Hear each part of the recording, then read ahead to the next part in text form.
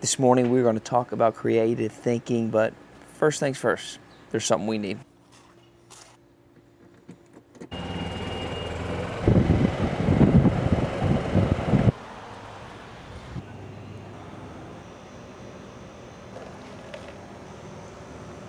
All right, I got my coffee, I got our book, but before we get started today, one thing I want to do is I want to try to make this the most liked video on the entire channel. I think this is video 223, 224. It's right around there in the 365-day challenge. And I went back this morning, kind of scrolled through when I got up to see what's the most liked video. I think it was 16 likes. I think we could beat that. We can surpass that. So while you're watching, hit that like button on this video. Let's see if we can make this 17, 18, 25, and we'll just kind of test the waters out there. Speaking of waters, I am by a beautiful, beautiful inlet. It is great out here, really nice, and it really gets you thinking about thinking. So let's talk about creative thinking, which is chapter 3 in our book, Creative Thinking. Had a great time reading this chapter. A lot of thoughts came flooding to me, so I wrote them down in the margin. This chapter was hard though, because it was tough to think about what needs to be left out. I wanted to tell you so much. I'd written so much in there. In fact, right here at the end of the chapter, I wrote, there is more in this chapter than I have time to put in. I loved it so much, need to leave some out. That's a good note. But what I want to start with is sometimes the longer you do something, the less creative you are, the more comfortable you become, the longer that you do it. Think about your job. Maybe you've been there for 3 years, 5 years, 15 years. You just become comfortable. Things become routine and everyday, and comfort pushes out creativity. Thought about that a lot as I read this chapter. But one of the things I love that John Maxwell talks about is the creativity killers. These are like the warning signs for creativity being snuffed out of your organization, snuffed out of your life. Here's 3 that I feel like are big limiting beliefs that I hear on a regular basis. Number 1, I'm not a creative person. Hey, that's great for them, but I'm not a creative person. Number 2, there's only one way to do this. This is the only way to get this done. Careful with that one. It's usually not only one way to get to the end result. And then the last one is, we tried that before. Oh yeah, that's great, we tried that before. Probably one of the biggest ones I hear is, we've tried that before. And then we let this limiting belief of thinking that something that didn't work last time because we didn't have the right process, products, people, is not going to work this time. Well, the truth is, this is a new time. And so it might be a new time to try the same thing again to see if we get a different result. 3 limiting beliefs that stand out. I'm not a creative person. There's only one way, and we tried that before. Do you hear those? Do you say those? Definitely something to think about, because those are creativity killers. Now, there are 2 phrases that I hear in an organization that immediately sends up a red flag. 2 phrases. I'm going to share them with you. We've always done it this way. Goes right back to that creativity killer, right? We've always done it this way.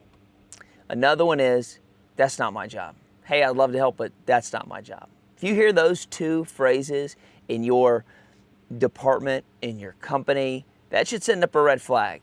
We aren't innovating. We are not growing. We are not moving forward. We are killing creativity.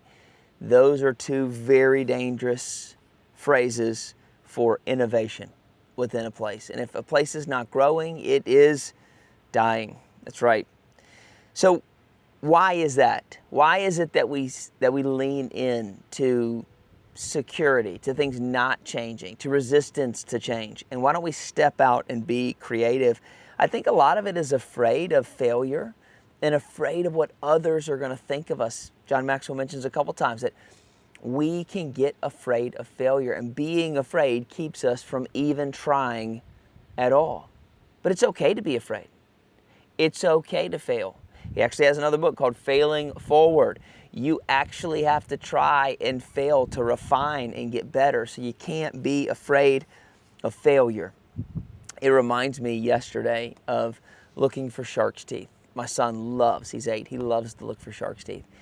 And as we're walking along the coastline and watching the waves come in and out, there's a lot of things that look like shark's teeth. And you got to lean down and you got to grab something to check it out, to look at it. And every time I bent down to grab one, he said, "Did you find one? Did you find one?" No, that's a failure. That's an imposter. It just looks like one. Nope, that's not one. Oh, that's a broken shell. But when you find one, wow, look at this. You get a feeling. Like, wow, I looked all through that and I found one. It's kind of like ideas. Is that the right idea? Is that the best idea? Is that the good idea? No, it's an idea. But if I keep going through ideas, if I keep being creative, you'll strike gold.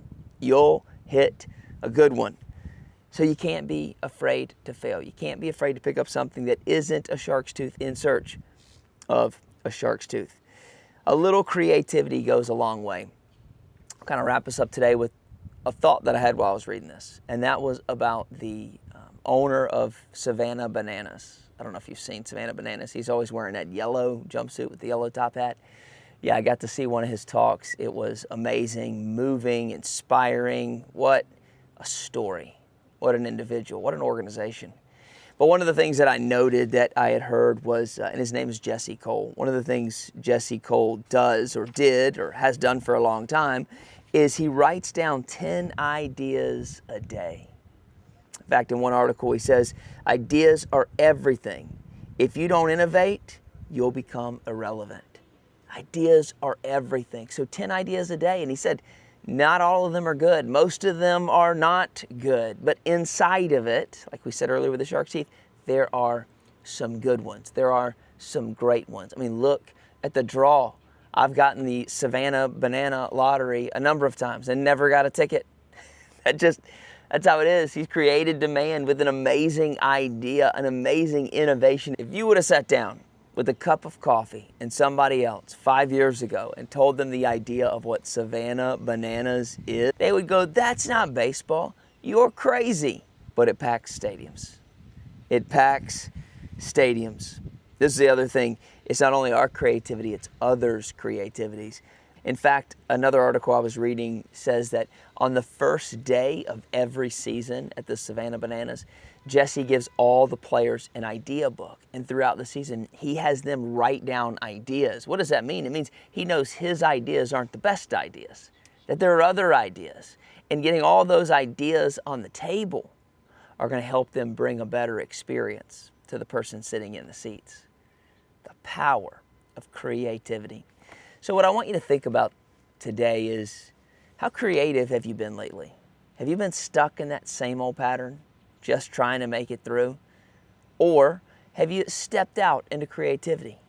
When's the last time you sat down and wrote out ideas, wrote out thoughts? 10 ideas a day might be a lot, but what if you just wrote down 3 new ideas every day? I wonder what would happen if you did that for a month. 3 ideas a day for 30 days. What would happen? If you're struggling with creativity, that might be a great place to start. Well, I got to get back. It's about time to get to the beach. I think my coffee's also getting a little bit cold. If you haven't, hit the like button and you've watched this video all the way to the end, hit that like button. Let's make this the most liked video. I'll see you tomorrow.